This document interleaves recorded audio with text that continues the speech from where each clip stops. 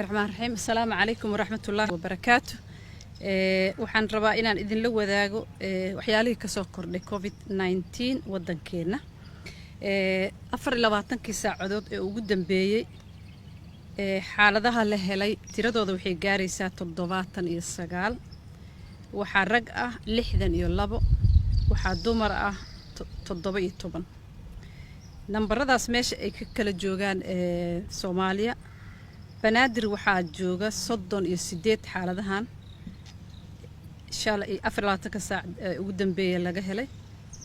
Jubbaland 22, South West 11, Puntland 8.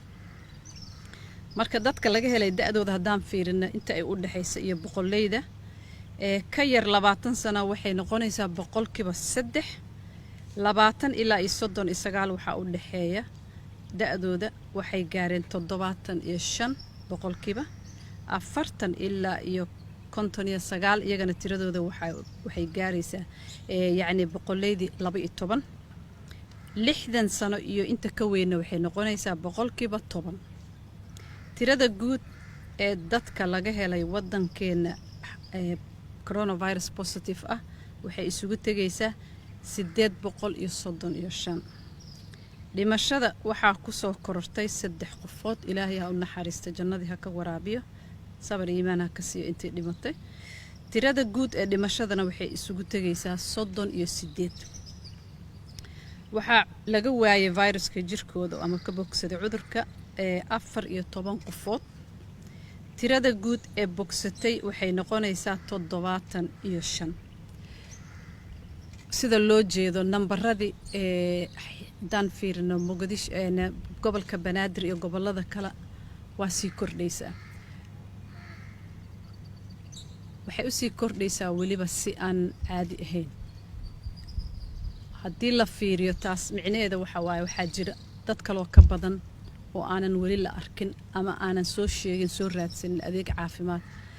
waxaan kula talinaynaa qof allaale qofkii cudurka calaamadiisa isku arka ama isaga shakiya inuu tago xarumaha caafimaadka ugu dhow, inuu wacdo nambarkii loogu talagalay goboladoo dhan.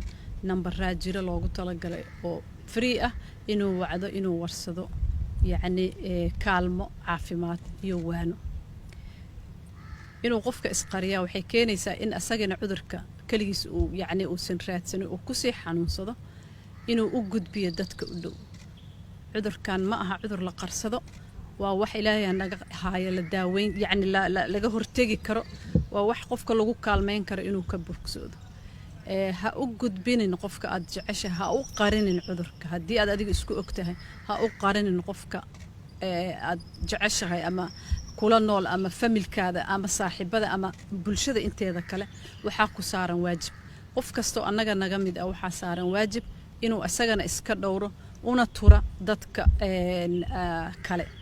lacalla haddii aad calaamadihii isku aragto isxakamee, guriga qol isku xakamee, ha la falgelin dadka, ha qaadsiinin, raadso kaalmo caafimaad. waxaad walwal ugu jiraa dadka waaweyn da'da ah ama dadka cudurrada raaga qaba chronic diseaseska oo iyadana aan adkaysi badan sida dadka dhalinyarada u lahayn. saad arkaysaan tirada ugu badan waxa waaye dadka da'dooda ay dhalinyarta ilaa 40 jir. fadlan waxaan idinku waaninaynaa, idinka codsanaynaa inaad taxadirtaan. cudurkan waa cudur faafa. mararka qaarkood jeermis jirkaada ku jira viruskii oo aadan calaamado lahayn ayaa jira. iska ilaali, afka xiro markaad bannaanka aadaysid, gacmaha si fiican u dhaqo, nadaafadda guud si fiican ugu taxadir. bannaanka haddii aad ka maarantidna bixidda ha yaraato. meelaha ciriiriga ah ha tegin. waxaa la fasaxay iskuuladii, waa la fasaxay jaamacadihii, shaqooyinka waa laga joogaa.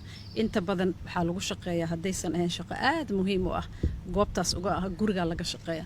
fadlan aan ku wada dadaalno. hal qof ama 2 qof ma saarna waajibka, dawladda kaliya ma saarna, laakiin qof kasta oo Soomaaliyu saaran yahay waajibka inuu asna iska dhowro, qofka walaalkiisa bulshada inta kale uu ka dhowro. ilaahana garab geli doono insha Allah tacaala. waa ducaysanaynaa, laakiin xakamaynta iyo isdhowridda qof walba asagay ka bilaabataa, asagay ku dhabaata. Wassalaamu calaykum waraxmatullaahi wabarakaatuh.